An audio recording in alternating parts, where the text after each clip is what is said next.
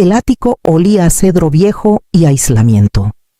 Un aroma que se pegaba a mi ropa sin importar cuánto la sacudiera. El techo era tan bajo de un lado que tenía que encorvarme para llegar a mi cama estrecha. Con su marco apoyado contra la pared, bajo un foco solitario que colgaba de un cable. Una ventana pequeña daba a la calle, pero casi siempre el vidrio estaba tan empañado que apenas se veían las formas borrosas de los autos que pasaban. Mantuve mis maletas apiladas en un rincón, con las cremalleras bien cerradas para que el polvo no se colara. Cada crujido del suelo de madera me recordaba que este lugar no estaba hecho para vivir, sino para guardar cajas, adornos navideños olvidados y todo lo que la gente quería mantener fuera de la vista. Después de 34 años de matrimonio, aquí estaba yo fuera de la vista. Lo que hacía más difícil de tragar era saber que, hace apenas 2 semanas, Salvador había firmado los papeles para un departamento nuevo para su suegra, encimeras de granito, un balcón con vista al río, electrodomésticos de acero inoxidable. Me había mostrado el anuncio una vez, radiante, como si hubiera hecho algo heroico. Yo sonreí cortésmente, aunque por dentro seguía tratando de entender por qué su comodidad merecía una hipoteca, mientras la mía se resolvía con un colchón prestado en un ático sin calefacción. Una tarde, mientras motas de polvo flotaban en la pálida luz del invierno, encendí el pequeño televisor que Salvador me había permitido tener ahí arriba. Una presentadora sonriente hablaba sobre la lotería estatal. Premio récord, decía el titular, estimado en más de 3 millones de pesos. En ese momento, los números no significaban nada para mí.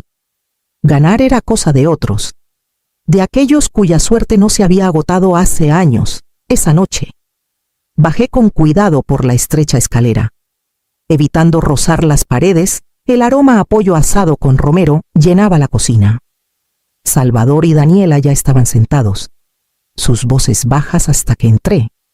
Tomé la silla vacía al final de la mesa, lo bastante cerca para escucharlos, pero lo bastante lejos para sentir el frío de ser una idea tardía. Daniela me pasó un plato con una sonrisa que no llegó a sus ojos. Salvador preguntó por mi día sin levantar la vista de su celular. Respondí cortésmente, manteniendo la cabeza baja, comiendo en silencio, pensando en el ático arriba y en el calor que nunca encontraría allí. El aroma a café subía por las escaleras del ático antes de que el sol saliera del todo.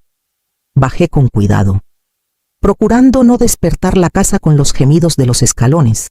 Salvador ya estaba en la cocina, el cabello húmedo de la ducha, la corbata suelta alrededor del cuello. Daniela estaba en la encimera, preparando su licuado matutino. El zumbido llenando el espacio entre nosotros. Alcancé la tostadora, deslizando 2 rebanadas de pan, cuando Salvador habló sin mirarme. «Sabes, mamá, si querías comodidad, deberías haberte quedado casada con papá». Las palabras cayeron como una bofetada. Mantuve la mano firme al bajar la palanca de la tostadora, concentrándome en el clic que hizo, en el leve olor a pan calentándose. Años de controlar mi expresión me sirvieron bien, no me inmuté. No dejé que el temblor en mi pecho se notara. Renuncié a la maestría para que Salvador naciera sin deudas sobre nosotros. Trabajé medio tiempo cuando era pequeño, luego tiempo completo cuando entró a la escuela, destinando cada peso a las cuentas, la colegiatura, su equipo deportivo, sus frenos. Lo cuidé durante gripes. Trasnoché cosiendo disfraces para obras escolares. Planeé fiestas de cumpleaños que apenas recordaría. 34 años de matrimonio y maternidad habían sido un largo acto de servicio. Y ahora, mi recompensa era un colchón en el ático y la sugerencia de que mis propias elecciones me habían traído aquí. Unté mantequilla en mi tostada con precisión lenta, manteniendo los ojos en el plato. «Probablemente tengas razón», dije con calma, sentándome. Fue la única respuesta que me atreví a dar. Salvador tomó un sorbo de su café. Satisfecho, ya pensando en su agenda del día, Daniela me miró brevemente, luego volvió a su licuadora. Ninguno notó que, tras 2 bocados, aparté mi plato en silencio. Arriba, el aire del ático se sentía más pesado que nunca. Me senté al borde de la cama, mirando el vidrio empañado de la ventana, y supe con absoluta claridad que no podía quedarme allí ni una semana más, ni un día más de lo necesario. Mañana empezaría a planear a dónde ir, esa noche. Después de que Salvador y Daniela se fueron a dormir, me senté con las piernas cruzadas en el suelo del ático, con mi laptop sobre las rodillas. La luz de la pantalla hacía que las motas de polvo parecieran pequeñas luciérnagas flotando en el aire viciado. Mi saldo bancario parpadeaba frente a mí 9.500 pesos con 16 centavos. Eso era todo lo que tenía a mi nombre. El acuerdo de divorcio seguía atascado en discusiones entre abogados, cada parte peleando por líneas de propiedad y cuentas de retiro. Las cuentas conjuntas estaban congeladas, y cada peso que tocaba ahora debía justificarse en la corte. Lo que tenía en esa cuenta eran pequeños ahorros acumulados en silencio a lo largo de los años, cantidades modestas de descuentos en el súper, efectivo de cumpleaños, algún cheque de reembolso a través del suelo. Escuché la voz de Salvador. No capté cada palabra, pero la tensión en su tono era nueva. Sí, entiendo que los números no pintan bien. No, encontraré una forma de cubrirlo. Una pausa. No, Daniela no lo sabe. El ritmo de sus pasos resonaba en las tablas, lento, deliberado, como un hombre ensayando su próximo movimiento. Cerré la laptop, recostándome en la cama. Si sus finanzas tambaleaban, las mías estaban en ruinas. Las paredes del ático parecían más cercanas que nunca. El aire más delgado. Me había dicho a mí misma que podía soportar esto un poco más. Pero la verdad era más simple, no tenía ninguna razón para hacerlo. Antes del amanecer, me moví en silencio por el ático, doblando ropa en mi vieja maleta y metiendo mi laptop en su estuche. El sonido de la cremallera era demasiado fuerte en la quietud.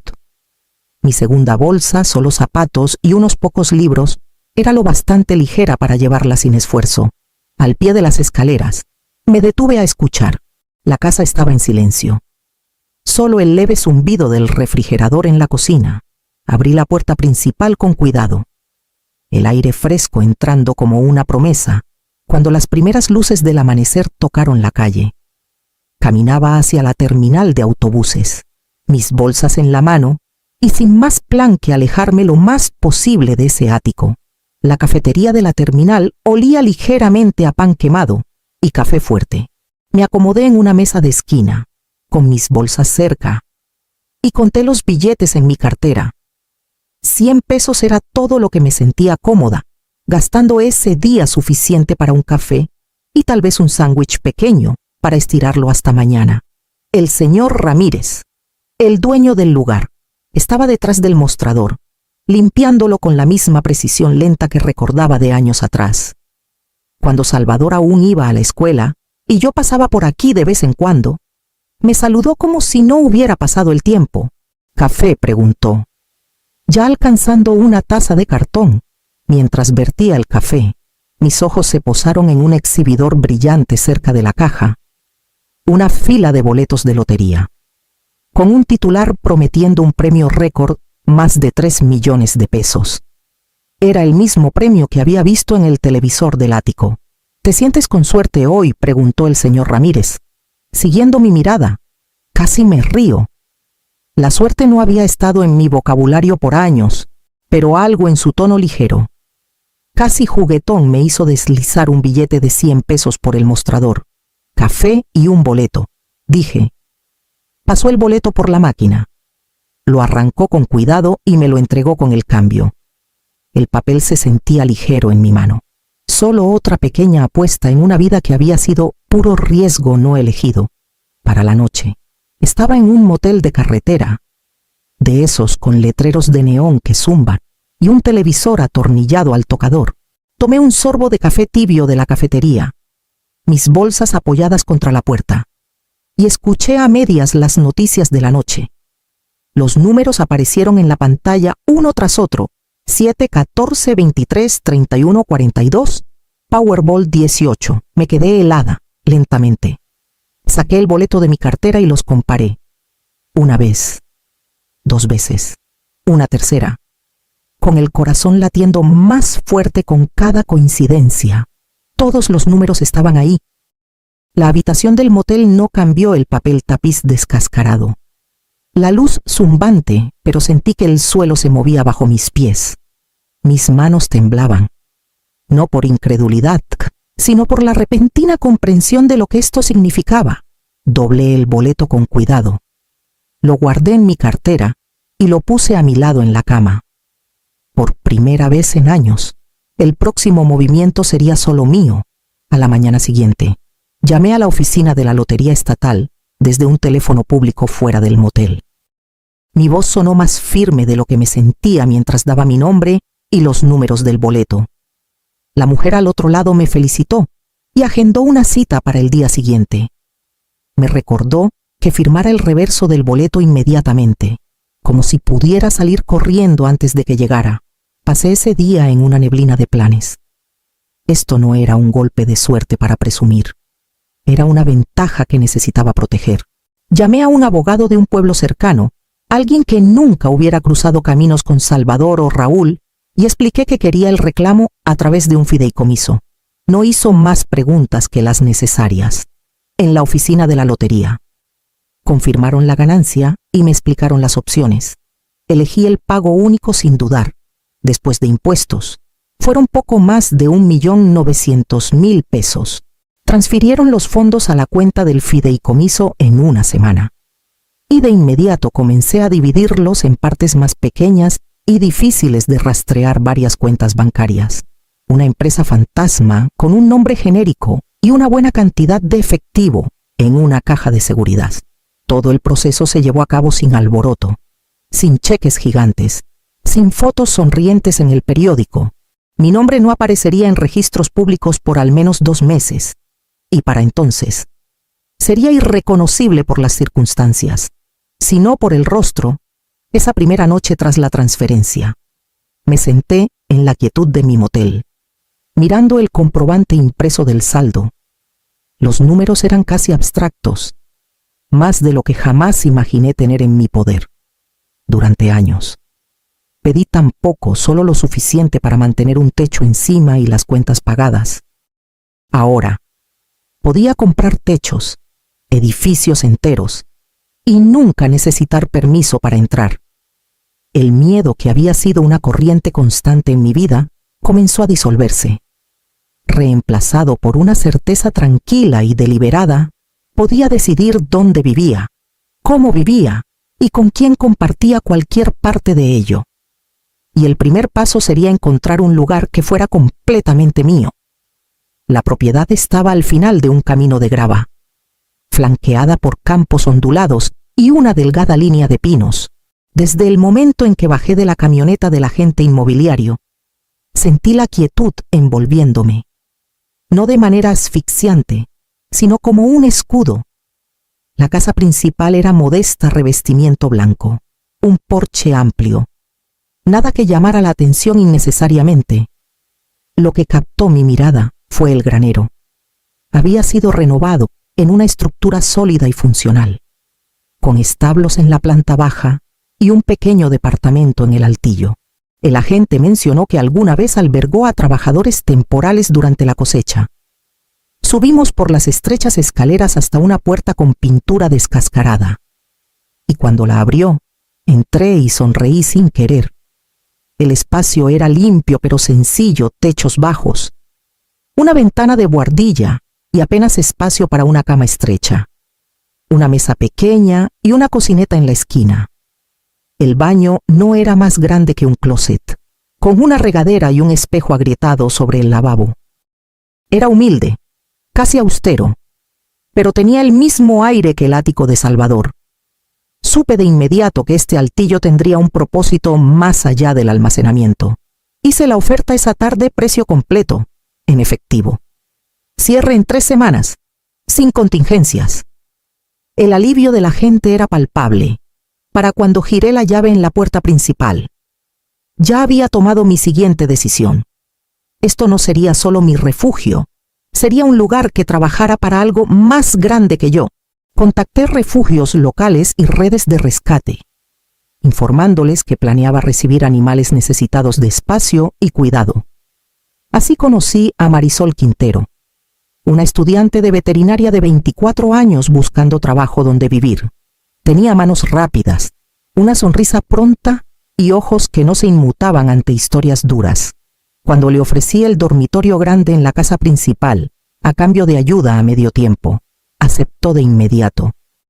En una semana, tuvimos nuestros primeros residentes 2 perros del refugio del condado, un caballo rescatado de un caso de negligencia y un par de cabras abandonadas cuando sus dueños se mudaron. Cada mañana, el sonido de cascos y patas reemplazaba el silencio inquieto que conocí en el ático de Salvador. Y cada vez que subía esas estrechas escaleras del granero, recordaba exactamente cómo se sentía que te dieran apenas lo suficiente para sobrevivir. Ya sabía quién podría estar viviendo allí algún día, para finales del verano. Los campos alrededor de mi propiedad se habían vuelto dorados, y el granero estaba lleno de sonidos constantes, cascos moviéndose en la paja, balidos bajos de las cabras, la voz de Marisol tarareando mientras trabajaba. No había hablado con Salvador en meses, pero las noticias viajaban. Un conocido en común mencionó que su empresa estaba reduciendo personal. 2 semanas después, supe que él estaba entre los despedidos. Por la misma época, me enteré de que la madre de Daniela había vendido su departamento con vista al río y se había mudado para estar cerca de su hermana en otro estado. El momento no podía ser peor para ellos. Daniela estaba en su 7º mes de embarazo. Su contrato de renta estaba por terminar y el finiquito de Salvador no alcanzaría lejos. Era una tarde cálida y ventosa cuando vi el rastro de polvo en el camino hacia mi portón. Un SUV plateado desaceleró y se detuvo. Salvador salió primero.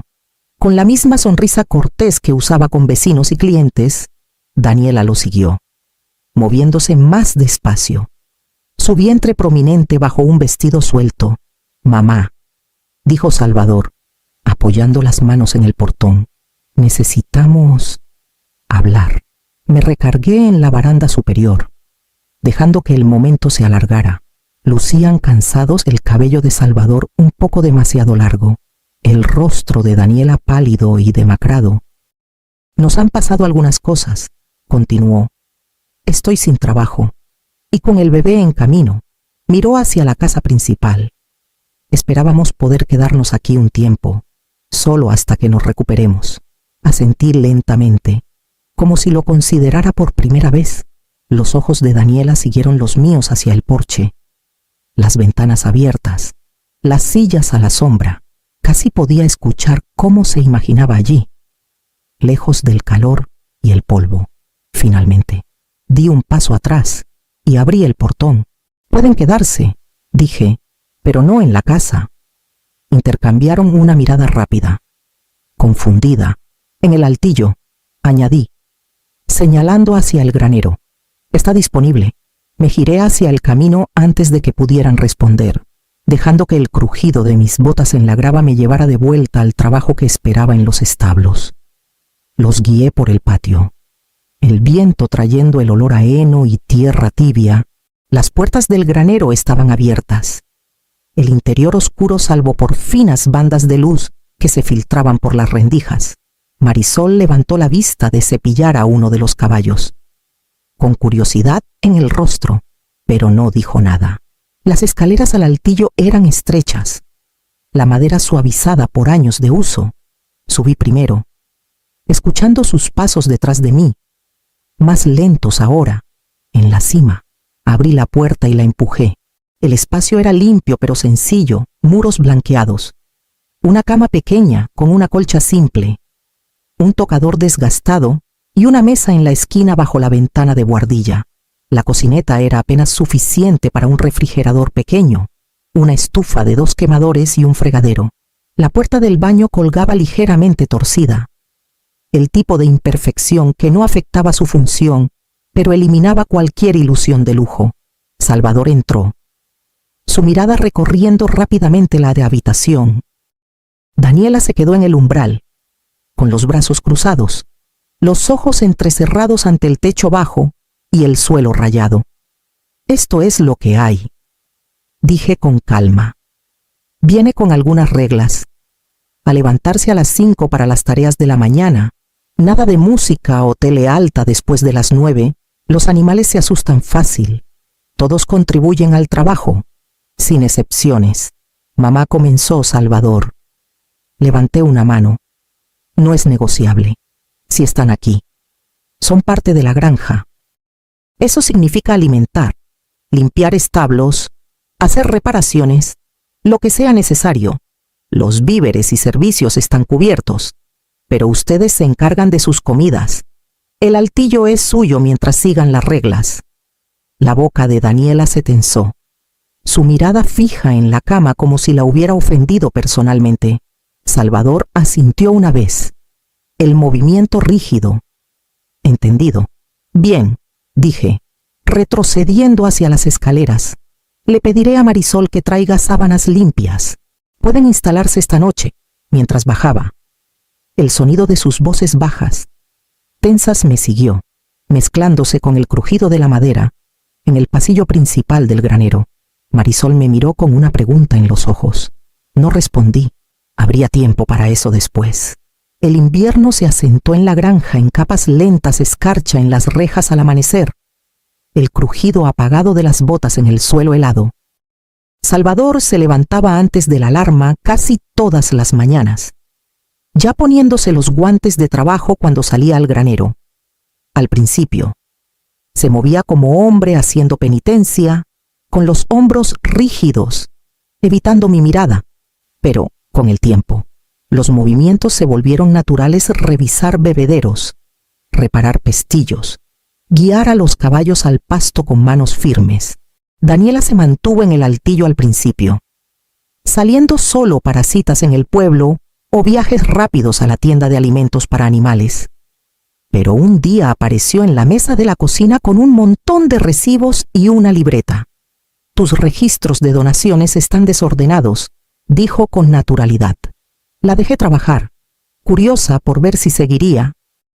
Para el final de la semana, había organizado 6 meses de gastos en carpetas codificadas por color y creado un sistema digital que incluso Marisol admitió era mejor que el nuestro.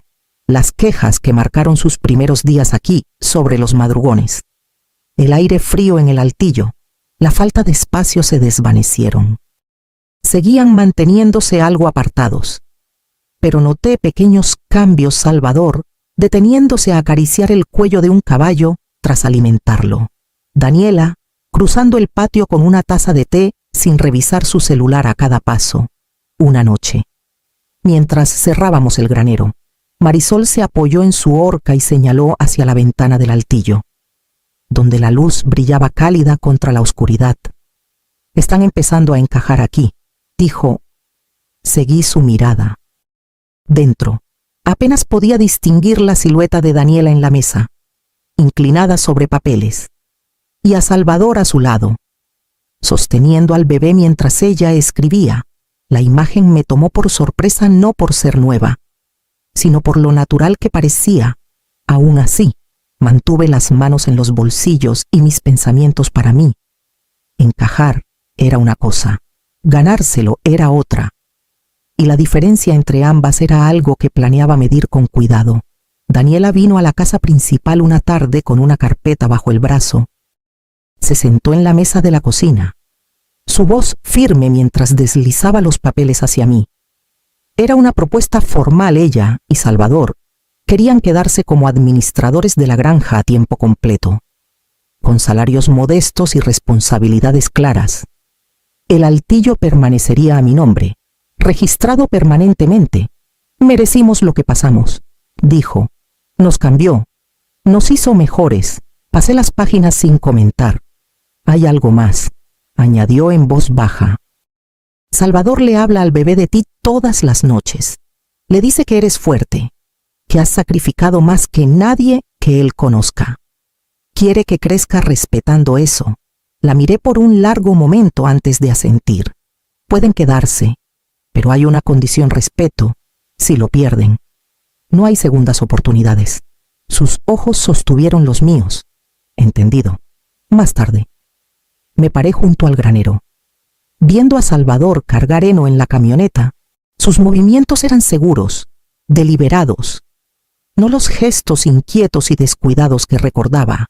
A través de la ventana del altillo, lo vi detenerse para ajustar sus guantes, manos firmes trabajando. Ya no el hombre que una vez me mandó arriba.